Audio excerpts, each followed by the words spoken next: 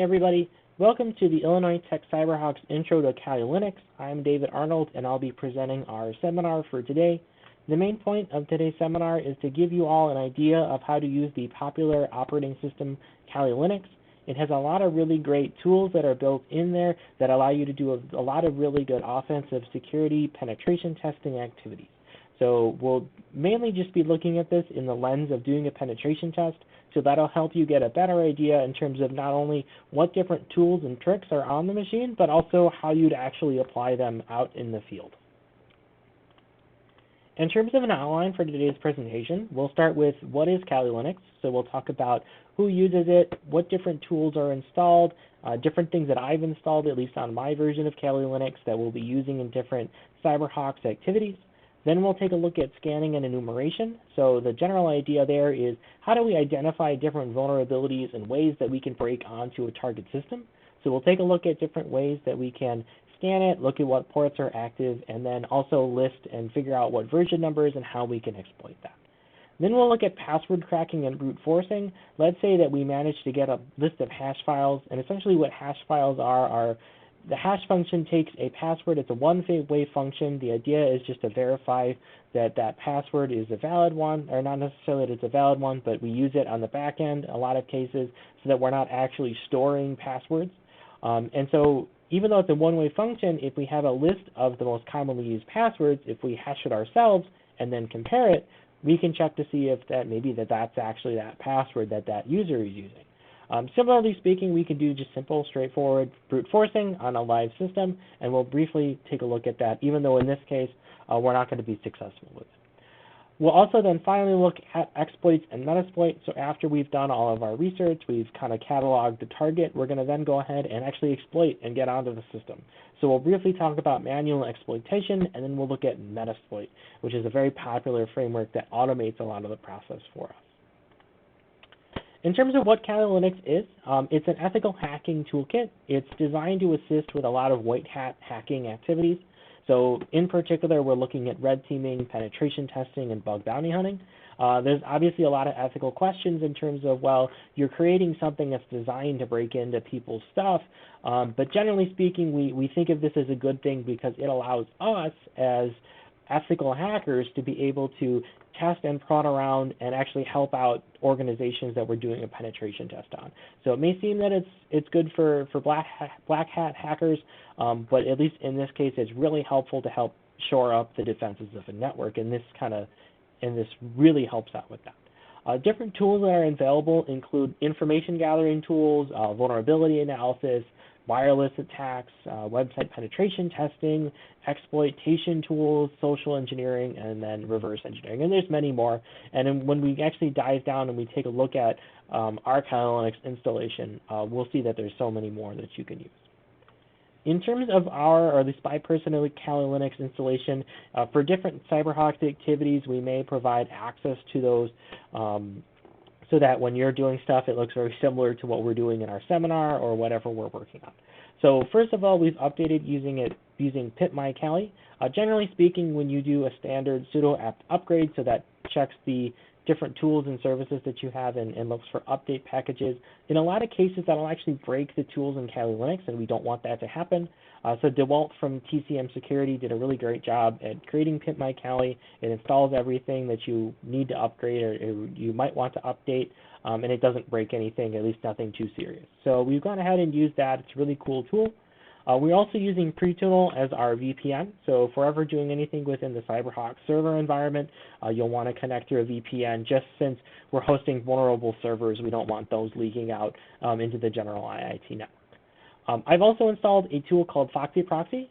So within Burp Suite, that's a really great tool for intercepting packets between our web browser and a remote web server. We can do a lot of fun stuff. We can modify that packet and do some really great stuff with it. We have Nessus, which is a vulnerability scanner. It does require you to sign up for a free trial. Vulnerability scanners are great because they're really quick and easy ways just to kind of take a look at a target and see if there's any really quick, easy gotchas that we can get on that target. Although just be warned, there are a lot of false positives, and you do want to know the manual steps that you need to take. And then finally, we have some other useful software. So we have two called LinPeas and WinPeas. Basically what you do is after you get maybe a low-level user on that target, you transfer over these two files and you run them depending on what operating system you have, and it goes ahead and it looks through that operating system, a few other different services and permissions, and it tells you what different vulnerabilities or potential avenues that you can use to exploit that machine. So it's a really great tool that you can use within your, after you've actually gained your initial access. So as I mentioned, we'll be taking a look at this through the lens of a penetration test. So there are 5 steps to penetration testing that we're going to use. First, we have reconnaissance. So we're going to conduct research on that target to identify potential ways that we can get on it. We'll be using a tool called Nmap to scan for ports. Next, we'll go through enumeration. So we'll actually do a little bit of research. Today, we won't do as much. We'll mainly just be using a tool called Searchpoint, which does have a database of different vulnerabilities for different software and their version numbers. But generally speaking, you want to go through some pretty exhaustive research to see what different tools that you have. After you find a tool that you think might work, you're going to go ahead and try and exploit that service or machine. So you'll run it against the vulnerability, and hopefully, and ideally in most cases, you'll actually get access to that machine. After that, you'll try and maintain access. So this is where the idea of persistence comes in. So after maybe a reset occurs, staying on that machine, or maybe you leave and you want to come back.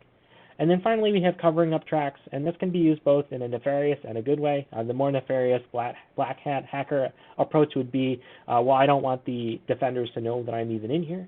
And more from a good person way, let's say you're doing a penetration test, you want to make your client whole again. So you want to make sure that you clean everything up, make sure that they're not then vulnerable to any kind of additional threats. So before we get into scanning and enumeration, we'll very quickly take a look at our Kali Linux. So this is Kali Linux. It's got this lovely little dragon here in the middle. If I look in the top left up here, we see all these really great tools. So we have information gathering. So for instance, if I click on something, in this case, Nmap is a command line tool. If it's a command line tool, it'll run it. In most of the case, it will give you the help or that -h help or the manual page, and then you'll kind of read into it and see how to use it. Other ones, for instance, web application, we have that burp suite that I was mentioning before, and a lot of really great other ones. We have password cracking, so Hascat and John that we'll take a look at a little bit later, different kinds of passwords attacks, reverse engineering, and so on. So a lot of really cool things. We'll be mainly doing stuff also through the terminal today, so make sure that you're familiar with where your terminals are and so forth. Alrighty. So now we can continue on with scanning and enumeration. And so in terms of target scanning, there's 2 main tools at the very least that we'll be using. So we have Nmap, which is a port scanner. So in this case, we can scan against the target. If we use the example command that we have here, it'll scan against the 1,000 most used ports. That's generally pretty good for anything that we'll be doing within the CyberHawks, and also most capture the flag events. In a production environment, you may see some odd ports, and so you'll use -p-, although it takes a very considerable amount of time. So you want to make sure that you have time before you do that. Other useful scans include -pn, so it skips the ping scan. So Nmap likes to check to make sure that a target is live. If you know that that target is there, you can go ahead and skip that check, and it does save you some time. And especially if maybe their firewall settings prevent ping scans, this will actually help a lot. We can also do UDP scans, although sometimes those are a little hard to confirm, mainly because UDP is connectionless, so it's kind of hard sometimes you don't get that response back. Or maybe the protocol doesn't even respond. So that's just pretty important there. We also have Nikto, which is a web server scanner. So we mainly want to look at different vulnerabilities on that website. So if I go ahead and jump back over to our Kali Linux, so in this case, we will do Nmap. We're going to go ahead and take a look at our machine here, and it is 10.1.1.2. So we'll go ahead and let that run for a quick moment. I guess a little bit of foreshadowing. I do know that there is a web server on here, but we got the scan back pretty quickly enough, and we see the following. Now, one thing that I do like to do is I do like to go ahead and make a copy of these scans. I could have done the caret or the redirect operator. That would have been good as well, to quickly push that into a text file, but I did want to read it right away. So I'm going to go ahead and save it. It's really good practice to do this. So I'll head into maybe documents. I'll create a new folder called CyberHawks, and then I'll do maybe the target. So in this case, 10.1.1.2. And we'll jump in there, and we'll name this nmap.txt. Now we have this here. I'll go ahead and close this out right away, just because it's bigger here with my command line. So we see three things. We see an FTP, so that's a file transfer protocol. So that allows us, it basically holds files for us that we can remotely access. One great thing about Nmap is that it does run a few scripts for us. So in this case, it already checked to see if we can get anonymous login, and we do. And so we can go get that note.txt. So we may go get that later, see if there's anything useful on there. We see SSH here. That's not necessarily going to be very useful, mainly because SSH is actually fairly secure. You'll mainly need either you'll need to somehow get a hold of somebody's SSH keys in order to really kind of get on there really quickly, or if they're using really weak passwords. So we'll show you guys a brute force attack with Hydra a little bit later on, but in this case, it's really not going to be that successful. And then finally, we see this HTTP server. So it's on port 80. We see that it's an Apache server, and then it appears that Nmap has identified it as 2.4.38. We also have an idea that it is a Linux system. We see that both here and with the OpenSSH. So we have a pretty good idea that this is a Debian system. So let's go ahead and head on over. So I'll go ahead and make this bigger. And let's head on over to this target. So we have 10.1.1.2, port 80, and we see a default web page. So nothing great right off the way. We can report this as part of our penetration test, just because we now know for sure that it is some sort of Apache 2. We know that it is active, it is responding. You can say that this shows a little bit of bad hygiene on the part of the operator. So in this case, maybe there's other stuff hidden on it. They don't want us to necessarily find right off the bat, or they maybe just aren't actually using this web server, and it's just there for zero reason. So that's just something that we'll kind of want to note for our later tests. In addition, so like I said, we also have the tool called Nikto, and if I go ahead and run this on that, it'll go ahead and it'll run it against it. So we now know, we're really confident now that it's an Apache 2.4.38, and we get all this other really good information. So we see that certain header protections aren't there, so that might allow us to do some sort of hijacking or some sort of attack. We'll let this run for a little bit more. Generally speaking, at least in terms of this box, there's really nothing that additional that we're going to get from this Nikto scan, but it's generally pretty good to do just as a check to see if maybe there's anything else that you can do. I know in some other boxes, other CTF challenges, occasionally there are some pretty interesting remote code execution attempts that you can get through there as well. So just as a heads up, that Nikto is there. When it's done scanning, I will make a copy of this and do just like what I did with my Nmap scan, and then just have it on file. And generally speaking, you'll want to do that especially when you're reporting it to, like, say, a client. Alrighty. So next we have the topic of directory busting. So the idea for directory busting is that you're going to just test a whole bunch of different extensions and domains on that website. You're going to use what's called a word list. So it's a list of those domain names. Other cases, it could be usernames or passwords. So that's really good for very quickly. We'll be using dirbuster and gobuster. Those are some automated tools that we can use that are really good at testing against that. So let's see if our Nikto scan is done. It's not quite done yet, so I think we're going to go ahead and we'll open up a new terminal. So in this case for dirbuster, we'll do dirbuster and we'll go ahead and let that go. It is run by the Open Web Application Security Program, or project. That's the name, project. So in this case, it is GUI based, so that's pretty nice. So if I go ahead and type in the target, 10.1.2, port 80, we do give it the word list. So in this case, it's not already bring it there, but we go all the way down to user, share. We can go over to word lists. Let's see. It's a little bit, it's pretty far down there, which is why in some cases the command line can be a little bit easier. We see that there's a dirbuster directory, and we'll just do the small one. And then a nice thing about dirbuster, it does allow us to find file extensions. So in this case, it's an Apache server. Generally speaking, you'll find a lot of PHP, HTML on there. If it was the Microsoft IIS, you may find some ASPX and I believe it's ASP file extension. So we'll go ahead and start that off, and we'll see kind of what it gets. We see to submit we do not want to, at least for now, we don't want to submit that information. I think it's fine if you do, but I generally don't. So then we'll go ahead and copy, and we'll kind of do just like what we did with our Nmap scan. We'll go ahead and paste it, just so that we have it in case we ever need it again. We're not wasting time scanning things that we don't need to. So we'll go ahead and we'll do Nicto. So while this dirbuster scan, and we already see icons and icon small, so maybe that'll be interesting. So, but either way, we'll go ahead and run GoBuster. So GoBuster is run with GoBuster dir-u for the host, HTTP, and you'll see here that it's mainly already like filling everything in for me. On Kali Linux, it's really nice. Not only do I have like the traditional history stuff, if I tap up and down with my what are they called? My directional buttons. I don't remember what they're called. But I can also tab or click right, or with the right cursor, that's the name, and it actually auto fills it in. So in this case, I've already done this one in the past.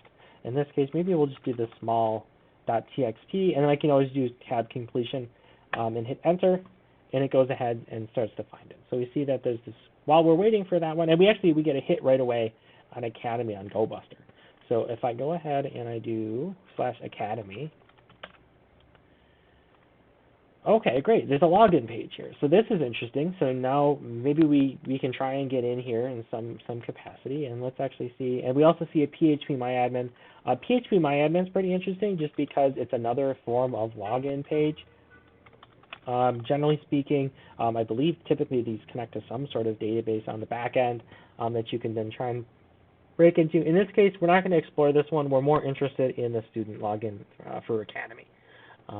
But again, so this is just, we're going to let this, it's almost done. So kind of similarly, if you want, you're welcome to also just, I'll go ahead and make a copy of this. So I'll go ahead and start up a new text file, go ahead and save it.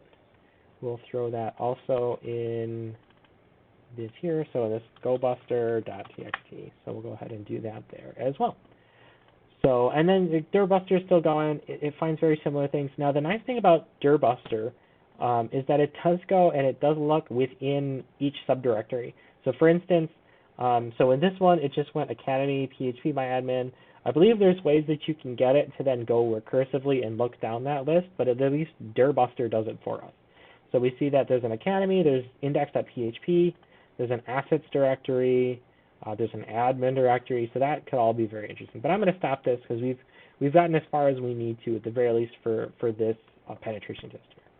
So we're at this point, we can do test, and test is really not much. We don't get in. It needed a number, and who knows what that number is going to look like. So we'll have to take a look at that in a minute. So let's jump back to our presentation. So now we get to Burp Suite. So Burp Suite is just a good general purpose tool for web app penetration testing. You can set up a proxy and it will intercept packets that you're sending between the web application that you're running on your side, your web browser, and then the web server on the remote end. So you can mess around with those. We'll be using Intruder, which is their built-in fuzzing tool that allows us to try different password combinations. So we'll look at 3 of those. We'll look at Sniper, Pitchfork, and then Clusterpop, and see kind of how each of those are different and how we can really kind of use those to our advantage. So we still have this website here. I'm going to go ahead. I don't think I'm running anything on anything else. I can go ahead and close this one. So we'll go ahead and we'll do Burp Suite. It'll go ahead and spin up for us. Now we are running on the community version, so this is the free version. There is a pro version that, at the very least, when you're out in the field, you're going to either want to have it or your company will have or give you a version of it. There's different ways that you can basically do some really good automated scanning for you on that end. So in this case, I'm going to go ahead, and like I said earlier, I have a tool called Foxy Proxy. So I'm going to go ahead, I'm going to throw that over here, and it's up here on the top right.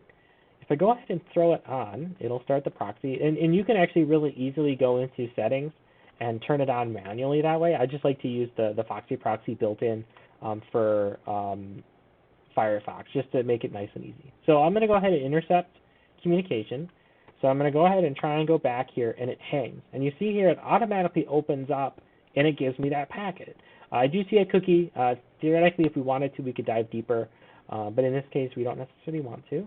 And we'll just forward it, and it does nothing. Now, the way that we're going to use Intruder is, let's say I have test and test. Let's see if I actually try and log in. And we see down here, we see test and test, which is great. So I can go ahead and I can send this over to Intruder. And in this case, I'm going to want to, I'll remove these guys. I want to set my, I wonder if I can do that. Okay, great. So I'm going to go ahead and clear these. And let's say I know that the username is test. In this case, it's not. But let's say I feel like it's test, and I'm going to try out a whole bunch of different passwords. Now, I'm going to very quickly create myself a word list. And as I mentioned earlier, kind of similar with what we were dealing with GoBuster and DirBuster, I'm going to go ahead and I'm going to go to, I want to say Documents, CyberHawks 10. I'm going to very quickly create a very small word list. I'm going to do cat, user share, word list, rocku. I'm going to use the redirect operator and throw it. I'm actually not going to use cat. I'm going to use head because I only want a few of these. I'm just throw it into pass.txt. So if I throw open pass.txt, I get just a very short word list. So if I go into payloads and I load these payloads, so I actually want to go, this is for earlier some other stuff I was doing, and I load in pass, we see them here, and we can launch the attack. So we can see it attempts to log in. Now on the community edition, it does rate limit you, so it is pretty slow. But at the very least for our needs, it does what it needs. Now unfortunately, obviously we didn't get in through these, but we see that it tries each of those passwords. Now let's say that we had cracked open, we had managed to get some previous data breach passwords. So let's say that we know a set of usernames within the network, and then we know that they used specific passwords in the past. So in this case, let's say that we go into a quick, and we'll create user.text, and I'll just quickly do the exact word. So we have John, David, Johan, oops, spelled that wrong, Mitchell, Ty, and Ryan. Oh, and then we have Cat. Sorry, Cat. We also have Cat as well. So we go ahead and again, we just do cat and user, and there's our system. So if we go ahead and payload, and instead we do what's called a pitchfork, and we'll show you what we do. So we'll clear it. With 1, we'll load in user, and with 2, we'll load in pass. So if I launch this, we see that, and the reason I mentioned like previous examples, so you'll see here with David, this only does 1, 2, 3, 4, 5, 6, and with Mitchell, it only does password. So what you'll note is that like this is really good if there's like been a previous data breach and you know what passwords are, and maybe you're guessing that one of the users is reusing passwords on different places. So that's where you'd use Sniper. Now, if I didn't know what previous ones, and I just wanted to just flat out brute force this, I would just use a cluster bomb, and I would just launch that way. So you see that it does it every username and every password. So David, it does 1, 2, 3, 4, 5, 6. It does 1, 2, 3, 4, 5. Password, I love you, rock you, princess, all that great stuff. So that's how you'd use Burp Suite. In this case, because we are looking for a registration number, it's not going to be that successful. But in the future, that's just generally how you're going to be using Burp Suite. There's a lot of really, really great tools on here that we can use. So we're actually going to stop intercepting. There's decoder, comparer, logger, a lot of really great stuff on here. So next we're going to take a really quick look at password cracking and brute forcing. So we've kind of we've hit a wall on our website, where if we've hit a wall on the Academy, we don't know anything log in. And in this case, we have a few different things we can try. We already tried brute forcing with Burp Suite. We also know that there's an SSH server, so we can try and crack that SSH server. So we'll use a tool called Hydra. So I'll quickly clear my command prompt here, and we'll use Hydra. We'll use -L, that's for the username, so in this case we'll use root. We'll use that rocku word list, so user share word lists rocku.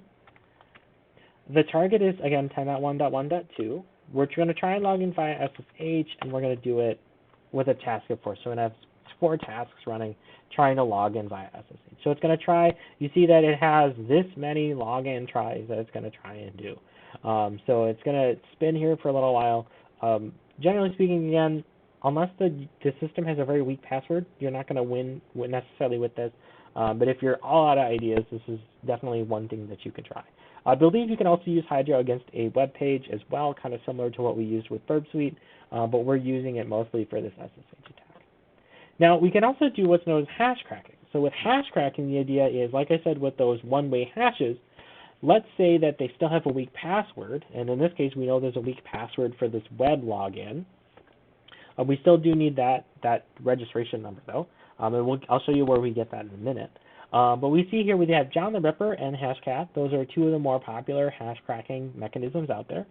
John the Ripper does have mechanisms that you can use to identify the hash for you. So in this case, I'll very briefly show it. On the first hash that we're going to crack, though, it only works. It doesn't seem to work for John the Ripper for some reason. So we're going to try it with Hashcat. So with Hashcat, it's a very simple one. I personally prefer it a lot more. And we see it keeps trying with this. So we'll go ahead and we'll kill that. And we'll clear. And if we remember, we saw this. So if I go ahead and open the folder within our documents, and we take a look at our Nmap scan again, and we take a look, we saw that there was this FTP server with anonymous login. So let's go ahead and see if we can get there. So if I do anonymous at 10.1.1.2, and you just don't have to enter anything, and it sees that we actually get in there. And if we do ls, we see that there's that note. Now, a brief note, you do have to switch over to ASCII for text files. It really doesn't like trying to do it in binary. So we're just going to go ahead and grab it. And we're going to go ahead and exit. And let's go ahead and cat it. So we'll cat note, sorry. Notes.txt. Go ahead and cat it, and we see, oh, okay, great. So somebody was trying to get into they were trying to push a new student into the database, and they couldn't. But they did actually succeed. So if we go ahead and try, so let's see. So we get the registration number, which is the more important thing at the moment. So we get that, and then we can try. We see a password. Now, when we see something like this, it looks kind of fishy. Now, granted, a lot of my proxy's still on. Now, granted, with a lot of password managers these days, you can get a little bit stronger with your passwords. But in this case, most likely, this is some sort of hash. And so we see that it's invalid. So if we go ahead and take that hash, so we are going to vim, we're going to create a hash.txt. We do, for both John the Ripper and Hashcat, we do need to have it in a file. We're going to use hash identifier first to go ahead and see if we can find out what that hash is. So in this case, it's telling us, okay, it's most likely MD5. Okay, well, that's interesting. And for Hashcat, we do need to give it a mode. And so we're going to quickly grab MD5 to see if we can find out what that mode is. So if I scroll up to the top, we'll just start with the lower number ones. In this case, it's a raw hash of MD5. So let's go ahead and take a look. Hashcat-M, 0 for that mode that we just found. It's hash.text. Then we give the word list that we want. In this case, it's also RockU. And sometimes show works, and sometimes it doesn't. In this case, it does. So we actually cracked that pretty quickly. So we see that their password's actually student. So if we go ahead and go in and try student, ta-da! We're into the system now. So that's really cool, and that's actually as far as we're going to take it. We can try and actually get, so now that we are a user, in this case, we would go into the profile. We see that we can upload a file, and in this case, we'll try and upload some sort of exploit, some kind of PHP exploit that'll run, and then we'll get remote access to that machine. Now, if I wanted to, and I'm going to open up a new terminal here really quick. If I wanted to use something like John the Ripper, I have a set of different hashes that we can use. So if I have hash 1, I'm going to go ahead, I'm going to run hash identifier on it. So we'll do hash identifier. We will throw that in there. I believe this one's also an MD5 hash. It is an MD5 hash. So if I'm going to go ahead and exit, so we'll use John, single, hash 1. Now we do need a format. So for format, this equals format, grep if MD5. And I'll go ahead and list out. We want, typically speaking, you'll have like some sort of raw. You'll also kind of want to mess around with this if depending on what you're dealing with. So in this case, we know it's some sort of MD5, raw MD5. And so no hash word. So we did, it doesn't initially, at least, so this is why I personally like, oh, okay, that one did not like it. Give me 1 sec. So sometimes, again, sometimes these can be a little bit finicky. Did I type it in? Let's see, raw MD5, yes. Interesting. So I wonder if with Hashcat, if we have any success either. Yep, I want share. We'll just do that. And it does work for Hashcat. So again, apologies on that. It is a little finicky sometimes, at least in my experience, and that's why I personally prefer Hashcat. I do know this one works with an SHA one, so I'll just run through the same kind of setup. It is SHA1, John, lists, equals format, grep, SHA1, SHA. We do see that raw SHA1 here. Let's go ahead and try it.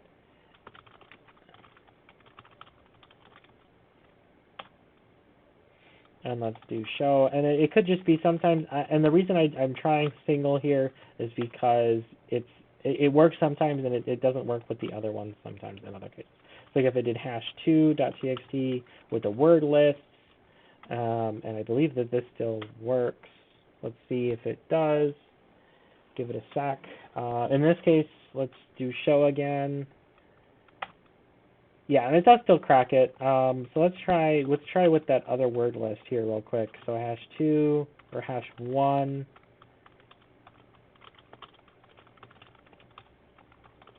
In this case, raw. So let's see if that one works. I don't know. So John, show hash1. I don't remember if, yeah, I mean, that first hash is having a problem with John the Ripper. But I guess that just kind of shows you with cybersecurity, there's going to be a lot of instances where you feel like, oh, I should have gotten that one. That exploit should have worked. Sometimes it just doesn't. And so try different things, have multiple different tools in your tool belt so that you kind of experiment and try different things. So next we have exploits and metasploit. So after we've identified different things, we can then try and actually get onto that target. So in this case, we have manual exploitation. So we can do some recon and identify those vulnerabilities, generally speaking, with those nmap scans. We can use a tool, and we'll show you a tool called searchploit that identifies different vulnerabilities. It links you to different places. In this case, it lists the name that we can try and go hit. So we'll then look up in Google. After we look up in Google, we can try and find some kind of Python file or some kind of other script that we can run and try and launch it. We do then try and get either what's called a reverse shell or a bind shell. So that's basically just a remote connection. With a reverse shell, the target tries to call back to you, try and connect to you. So that's why I talk about catching a shell. So we'll use netcat. In this case today, we aren't going to be doing the manual exploitation, but in the future you'll want to do that. So you'll use nc-nvlp on the port. So that's just a general overview of manual exploitation. Very quickly, we're going to quickly shift gears, and we're going to target a different machine. So we're going to try and hit, I believe, -3. So we're going to try and hit -3. So in this case, we'll go ahead and let this run its nmap scan. And again, just like that other one, we are going to go ahead and we'll create a new folder, create a folder. And we'll do the same thing with, so we see we get quite a bit more. So there's a few more. So we see another SSH. So kind of similar to last time. It's unlikely that we're going to brute force our way into there. So we'll quickly create a new document, nmap.txt. We'll open it up, throw that in there, and save and close it because the command prompt is a little bit bigger on my end. So we see an HTTP port. Okay, that could be interesting. And we see that it's running Apache. We see this mod SSL. That could be interesting. We see RPC. That may be useful. We see some kind of Samba. So this SMB, generally it's going to be some kind of file share. So that could be interesting. We may want to hit that. We see an HTTPS server, Apache 1.30.20. So that looks like that could very well be vulnerable. That's very old. So there's a high chance that we'll see a vulnerability there. And that's actually it. So in this case, we're actually going to target that SMB or that Samba. So I'm going to use searchploit, and we're going to want to hit Samba. We see a lot, so we're actually going to, if we go back, and I closed this already, but let's see, did we get a number? Let's see, we did not get a number. And with Samba, you can do, and let me double check. With Samba, you can do SMB client and see if you can connect to it, see what's on there. So let's see if maybe we can get a version number. So we do get on somewhat, and we can actually log in with without, what's it called? Without a password. So that's interesting. Now, granted, we don't see anything necessarily useful there. Now, in this case, in terms of our attacks, and of course, with search split, you do see different paths, and I believe it's part of Metasploit, so you can actually find these somewhere else. And we're actually looking for some kind of, we see local and remote, and we kind of want to target more remote stuff. And we see this remote buffer overflow. So we're actually going to try and target this one, and we're going to try to hit, it's called trans to open. So that's going to be the one that we're going to try and hit. And we do get some suggestions for different extensions for here as well. Now, I'm going to double check on the operating system for this target. I believe it is a Linux. It says Unix, it's Red Hat Linux, so that's useful as well. In addition, as I mentioned, we have Metasploit. Generally speaking, it's going to be your all-in-one tool for penetration testing. You can do enumeration, payload and exploit generation, detonation, and post-exploitation. You launch it with the MSF console, and rather than fully explain these, I'll just kind of show you exactly how we would use this. So I'll go ahead and I'll spin up MSF console. So we'll go ahead and spin that up here. And while we wait, I'll go back. So we have search, so we can list and see what modules are available. We can then use one of them. We can show different options, so that'll be important. In terms of setting stuff, the R host, just remember R for remote, so that's your target. L is local for you. And then to kind of run it, you can either use exploit or run. I personally like exploit just because it's more fun that way. So it takes a little bit here. And while I guess we're waiting, we can kind of poke around. Let's see if we can find anything on that target. So it's a test page, so there's nothing there. Let's go to 443, bad request. So we're just getting more information on the target here, so not necessarily anything that we can use. So we're in Metasploit now. So in this one, so we're going to search. We want to use the trans to open. We want to use trans to open, and we see a few of them. Okay, great. We see that we see a few different ones. We see FreeBSD, we see Linux, we see OS X, and we see Solaris. We're going to go ahead and use Linux because we know it's Linux. So we're going to say use one. No payload, and this is important. So no payload configured. It's going to resort to this Meterpreter. So Meterpreter is a really great, all-useful shell that Metasploit's going to try and spawn for us. Now, Meterpreter gives us a lot of really good access to the remote machine. In this case, it's going to have some trouble setting that up. And if you're interested in using Meterpreter, tomorrow, so Friday, January 20th, I am going to walk through how to use Meterpreter in the Steel Mountain Try Hack Me track. So now that we're actually using this exploit, so we'll do show options. So that shows us what we need. So we do need an R host. I'm going to update my L host because I am connected through a VPN. I am going to need to set that. So I'm going to set R hosts to 10.1.1.3, set L hosts to whatever I am right now.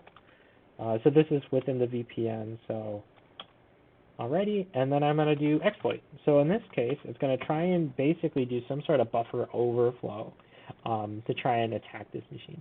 Now, as I mentioned earlier,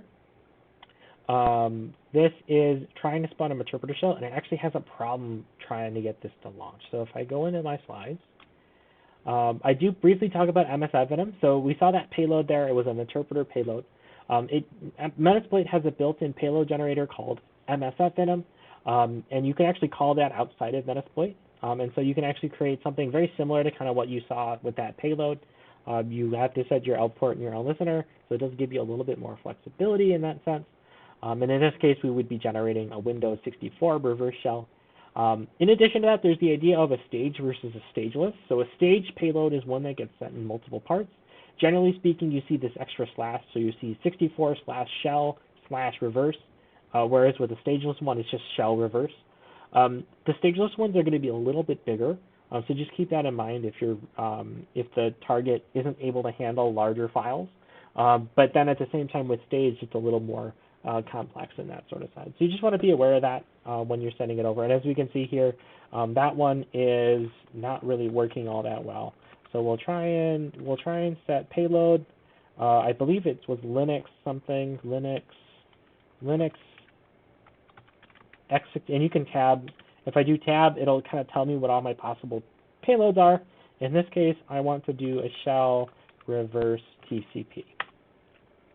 And then I'll exploit, and we'll see what that gives me. So we'll give it a go a little bit. Sometimes it does it quickly, and sometimes it takes a little bit. So we'll kind of let it run here real quick, and while we're waiting for that, we'll jump back over here. And as I mentioned, we have Meterpreter. Tomorrow afternoon, as part of the open hours, we will go over more with Meterpreter. And generally speaking, this is a command and control utility, so C2. And you can list different commands. You can give yourself a shell. Meterpreter likes to run within a different process. And so if you want to give yourself a little bit of a stronger shell, make it yourself harder to find, you can migrate to another process, steal its memory. Then you can also upload stuff in there. You can try and run get system, so it attempts to elevate your privileges for you. It doesn't always work, but it's worth a go.